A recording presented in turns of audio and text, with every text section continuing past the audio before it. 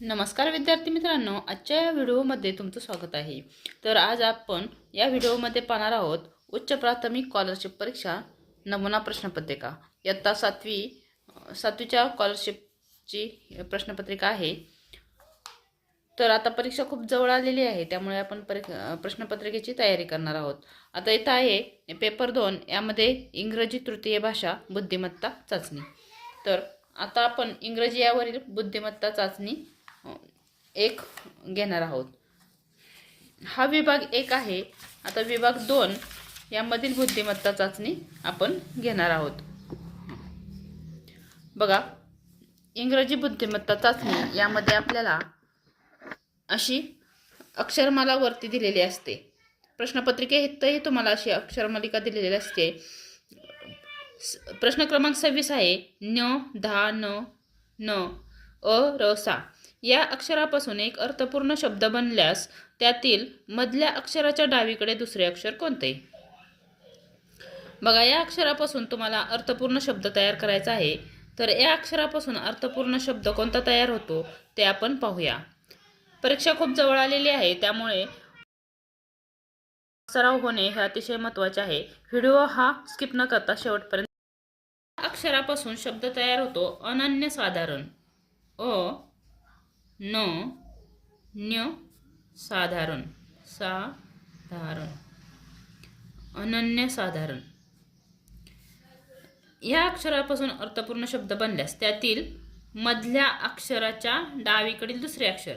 आता यामध्ये मधले अक्षर काढण्यासाठी ही सगळे अक्षर आधी मोजायचे आहेत। 1 2 3 4 5 6 7 अक्षरे आहेत, म्हणजे दोन्ही बाजूला 3 अक्षरे सुटणार आहेत। मग इथून 1 2 3 हे 3 अक्षर सोडली आणि 1 2 3 मधले अक्षर कोणते आले? 6 हे अक्षर मधले आहे। मधल्या अक्षराच्या डावीकडील दुसरे, डावीकडून ही बाजू आहे डावीकडील आणि ही बाजू आहे उजवीकडील। डावीकडून दुसरे म्हणजेच 1 आणि 2 कोणते अक्षर आले? न। बघा, मधल्या अक्षरातील डावीकडून दुसरे आहे न, म्हणून पर्याय क्रमांक 3 आहे न म्हणून पर्याय 3 ला काय करायचं आहे? गोल करायचं आहे। उत्तर आहे पर्याय क्रमांक 3 न। असे अतिशय साधी आणि सोपी गणित असतात बुद्धिमत्तामध्ये, आणि मार्क पण चांगले स्कोरिंग देणारा विषय आहे बुद्धिमत्ता। प्रश्न क्रमांक 27 आहे, दिलेल्या अक्षरमालेतील मध्यभागी येणाऱ्या अक्षराच्या डावीकडील 7व्या अक्षराच्या उजवीकडील तिसरे अक्षर कोणते? आता दिलेल्या अक्षरमालेतील मध्यभागी येणाऱ्या अक्षराच्या डावीकडील मध्यभागी अक्षर येणार आहे आणि त्याच्या डावीकडील 7व्या अक्षराच्या उजवीकडील। बघा, मधले अक्षर शोधायचे, त्याची डावी बाजू पाहायची, डावीकडील 7वं अक्षर पाहायचं आणि 7व्या अक्षराच्या उजवीकडील परत त्या 7व्या अक्षराची उजवी बाजू पाहायची आणि उजवीकडील तिसरे अक्षर पाहायचे। हे तुम्ही लक्षात घ्यायचे आहे। आता आपण पाहूया, अक्षरमालेत मध्यभागी कोणते अक्षर येते? अक्षरमालेत किती अक्षर असतात? त्यासाठी आपल्याला अक्षरमालेवर अंक मांडून घ्यायचे आहेत। तर बघा, इथे अक्षरमाला आहे, अक्षरमालेच्या वरती अक्षरांचे क्रमांक लिहिलेले आहेत। तर इंग्रजी अक्षरमालेमध्ये 1 ते 26 पर्यंत लेटर असतात, हे तुम्हाला माहीत आहे। 1 ते 26 पर्यंत लेटर असतात। आपल्याला सांगितलं आहे मधले अक्षर, मग 26च्या निम्मे किती होतात? 13। मग 13 क्रमांकाचे अक्षर आहे यम। यम हे अक्षर आहे। मग यम नंतर मध्यभागी यम त्याच्या डावीकडे 7व्या स्थानावर, यम पासून डावीकडे 7व्या स्थानावर असलेला क्रमांक म्हणजे यमचे क्रमांक आहे 13, आणि 13 मधून 7 काय करायचे? वजा करायचे। 13 मधून 7 काय करायचे? वजा करायचे। बघा, 13 मधून 7 वजा केले, किती आले? 13 मधून 7 वजा केले 6 आले। मग 6 क्रमांकाचे अक्षर येते, तर बघा तुम्हाला दिसत आहे 6 क्रमांकाचे अक्षर आहे यप। 6 क्रमांकाचे अक्षर आहे यप, त्याच्या उजवीकडे तिसरे अक्षर म्हणजे 6 क्रमांकाचे अक्षर आहे एफ, त्याच्या उजवी बाजू ही आहे, त्याच्याकडील तिसरे अक्षर म्हणजेच 1 2 3 कोणते आहे? म्हणजे 6 मधून 3 काय? 6 अधिक 3 केले, किती आले? 9 आले। उजवीकडे म्हणजे अधिक करायचे, तिकडे संख्या वाढत जाते, म्हणून उजवीकडे 6 मध्ये 3 केले 9 आले. मग 9 क्रमांकाचे अक्षर कोणते आहे? 9 क्रमांकाचे अक्षर आहे आय. म्हणून पर्याय क्रमांक 3 हे उत्तर आहे आय. तर मुलांनो, हा प्रश्न आपण सोडवणार आहोत. बघा, इथं अंकमाला दिली आहे आणि त्यावर एक प्रश्न विचारला आहे. वरील अंकमालेत 5च्या आधी आणि 5च्या नंतर 1 हा अंक नाही असे किती वेळा झाले आहे? बघा, प्रश्न नीट वाचायचा आहे. आपल्याला काय विचारलं आहे? 5च्या आधी आणि 5च्या नंतर 1 नाही, म्हणजे 5च्या आधी आणि नंतर 1 नाही पाहिजे असे किती वेळा झाले आहे? बघा, इथे 5च्या आधी 1 आहे, इथे पण आहे, इथे पण आधी 1 आहे, इथे आधी 1 आहे, इथे पण आहे, इथे नंतर 1 आहे, इथे आधी 1 आहे आणि नंतर पण आहे. ह्या 5च्या आधी 1 आहे आणि या 5च्या नंतर 1 आहे. मग कोणता 5 असा आहे की त्याच्या आधी पण 1 नाही आणि मागं पण 1 नाही? हा 5 आहे, त्याच्या पण आधी 1 आहे. इथे 5 शेजारी आहे, परंतु याच्यानंतर 1 आहे. इथं 5 आहे, त्याच्या आधी 1 आहे.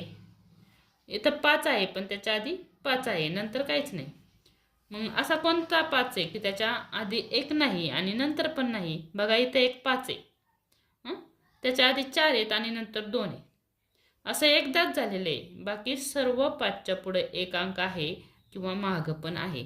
म्हणून अंकमालेत 5च्या आधी 1 नाही व नंतरही नाही असे एकच वेळा झालेले आहे. म्हणून पर्याय क्रमांक 1 हे उत्तर आहे. अशा प्रकारे नीट निरीक्षण करून तुम्हाला हे प्रश्न सोडवायचे आहेत. अतिशय सोपे प्रश्न असतात. आता पुढील प्रश्न आपण पाहूया. दिलेल्या अंकमालेत कोणता अंक सर्वाधिक वेळा आला आहे? आता ही जी अंकमाला आहे, यात कोणता अंक सर्वाधिक वेळा आला आहे? बघा, मग यासाठी तुम्हाला काय करावं लागणार आहे? बघा, या अंकमालेचं निरीक्षण केल्यावर तुम्हाला समजेल की कोणता अंक जास्त वेळा आलेला आहे. मग 2 1 इथे आहे, त्यानंतर खूप वेळाने 2 आहे की नाही, म्हणजे 2दाच 2 आहे. आता 1 किती वेळा आलेला आहे? 1 पण काही जास्त वेळा नाही आहे. 1 2 3 असा प्रत्येक अंक पाहायचा का? तुम्हाला इथे जास्त अंक कोणता दिसतोय? 5 दिसतोय. मग 5 आपण मोजूया. 1 2 3 4 5 6 7 8 9 10 11. 5 हा 11 वेळा आलेला आहे. बघा, इतर कोणताच अंक जास्त वेळा आलेला नाही. म्हणून या प्रश्नाचे उत्तर आहे पर्याय क्रमांक 2. दिलेल्या अंकमालेत तुम्ही मोजून पाहू शकता. दिलेल्या अंकमालेत कोणता अंक सर्वाधिक वेळा आलेला आहे? तर 5 हा अंक सर्वाधिक वेळा आलेला आहे. पुढील प्रश्न, आता वेन आकृती आहे पहा. पुढील वेन आकृतीतील त्रिकोणात इंग्रजी भाषा बोलणारे, चौकोनात हिंदी भाषा बोलणारे, लंबगोलात उर्दू भाषा बोलणारे आणि वर्तुळात मराठी भाषा बोलणाऱ्यांची संख्या दर्शवली आहे. बघा, चौकोनात हिंदी भाषा, हा जो चौकोन आहे याच्यात हिंदी भाषा आहे. चौकोन हिंदी भाषा. बघा, चौकोन आहे हिंदी भाषा बोलणाऱ्या लोकांचा, हिंदी. लंबगोलात आहेत उर्दू.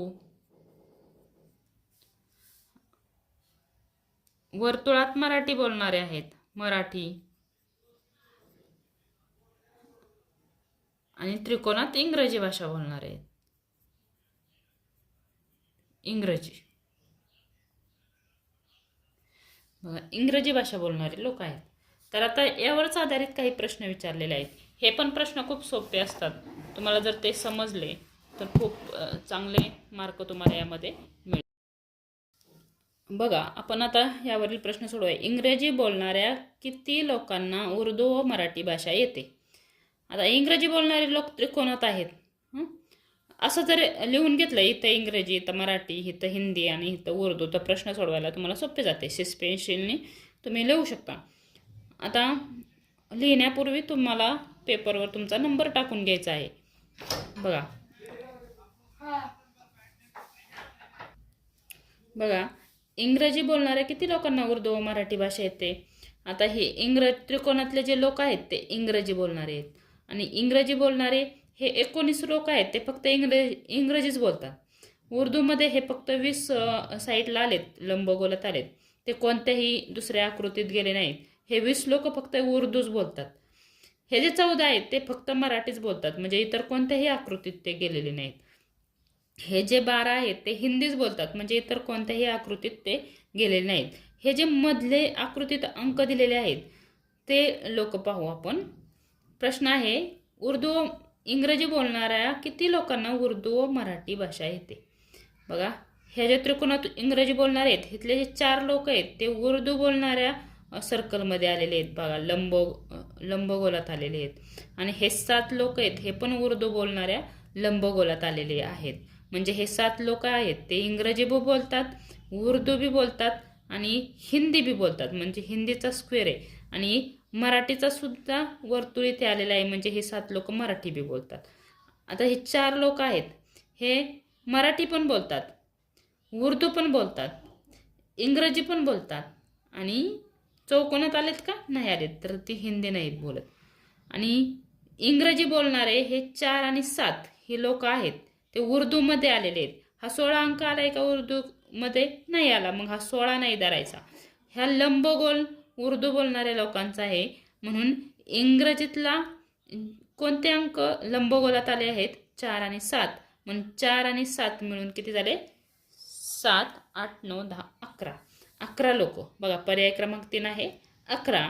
11 लोक आहेत उर्दू मराठी भाषा येते, त्यांना उर्दू आणि मराठी भाषा येते, पण पर्याय क्रमांक 3 उत्तर आहे. बघा, तुम्हाला समजलं असेल. पुढील प्रश्न आहे, कोणतीही एकच भाषा बोलणाऱ्यांची संख्या कोणत्याही 3च भाषा बोलणाऱ्यांच्या संख्येपेक्षा कितीने जास्त आहे? आता एकच भाषा बोलणाऱ्यांची संख्या. आता कोणतीही एकच भाषा म्हणल्यानंतर एक भाषा, आता हे तर 20 लोक फक्त उर्दूच बोलतात, म्हणजे ते एकच भाषा बोलतात. 19 लोक फक्त इंग्रजीच बोलतात, म्हणजे ते एकच भाषा बोलतात. मराठी एकच भाषा बोलतात 14 लोक. हे 12 लोक एकच भाषा बोलतात, फक्त हिंदी. मग काय करावे लागेल? एकच भाषा बोलणाऱ्या लोकांची काय करावे लागेल? टोटल करावे लागेल. म्हणजे 12 अधिक 20 अधिक 19 अधिक 14 असे आपल्याला टोटल करावे लागेल. तर आता आपण टोटल करून पाहूया. बघा, तुम्हाला इथे दिसत आहे 20, 19, 14 आणि 12. आपण त्यांची बेरीज करूया. बघा, इथे बेरीज केली आहे आपण. अंक थोडे उलटे पलटे झाले आहेत. 12, 19, 20 आणि 14. इथे 14 यांची बेरीज येते 65 येते. म्हणजेच एकच भाषा बोलणारे लोक किती आहेत? 65 आहेत. बघा, आता काय विचारले? एकच भाषा बोलणारे लोक 65 आहेत, तर कोणत्याही 3च भाषा बोलणाऱ्यांच्या संख्येपेक्षा कितीने जास्त आहेत? आता यातील 3च भाषा बोलणारे लोक कोणते आहेत? जे लोक छेद भागात येतात, म्हणजेच 3 भाषा आल्या पाहिजेत. इथले जे 4 आहे त्यांना उर्दू येते, इंग्रजी येते आणि मराठी एक येते, म्हणजे हे 3 भाषा बोलणार आहेत. हा 7 जो आहे त्यांना मराठी येते, हिंदी येते आणि उर्दू येते, म्हणजे हे आणि इंग्रजी बी येते. हा 7 येणार का? नाही येणार. तर ह्या लोकांना 4 भाषा येतात. इंग्रजीमध्ये पण आहे, हिंदीमध्ये पण आहे, उर्दूमध्ये पण आहे, मराठीमध्ये आहे. मग 7 येणार का? तर नाही येणार. आता 6 पाहूया आपण. आता 6 उर्दूमध्ये पण येतो, मराठीमध्ये पण येतो आणि हिंदीमध्ये येतो. इंग्रजीमध्ये 6 आहे का? त्रिकोणीतच संपलेला आहे. त्रिकोणाच्या खाली 6 आहे. मग 6 कोणकोणत्या आकृत्यामध्ये येतो? वर्तुळामध्ये येतो, लंबगोलामध्ये येतो आणि चौकोनामध्ये येतो. मध्ये 4, 6 आणि 4 हे लोक जे आहेत ते 3 भाषा बोलतात. मग 6 आणि 4 यांची बेरीज किती आली? 6 आणि 4 10. बघा, 6 आणि 4 10.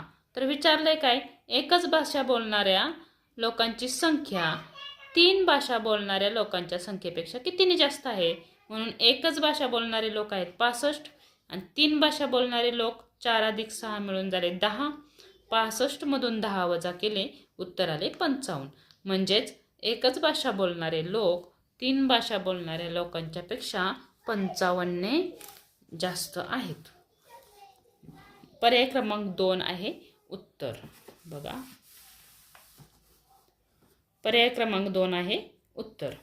आता तुम्हाला हे समजले असेल. वेनाकृतीवर प्रश्न एक तरी येतोच, त्यामुळे याच्यावरील प्रश्न अगदी सोपे असतात. व्यवस्थित निरीक्षण करून जर सोडवले तर खूप सोपे असतात. अक्षरमालेतील 17व्या अक्षराच्या डावीकडील 9व्या अक्षराचे स्थान बघा मुलांनो, हा प्रश्न तुम्ही सोडवायचा आहे. खूप सोपा आहे. व्हिडिओ खूप लांब होईल, त्यामुळे आपण इथेच थांबणार आहोत. भेटूया पुढील व्हिडिओमध्ये. व्हिडिओ कसा वाटला कमेंटमध्ये नक्की सांगा. लाईक करा, शेअर करा. थँक्यू.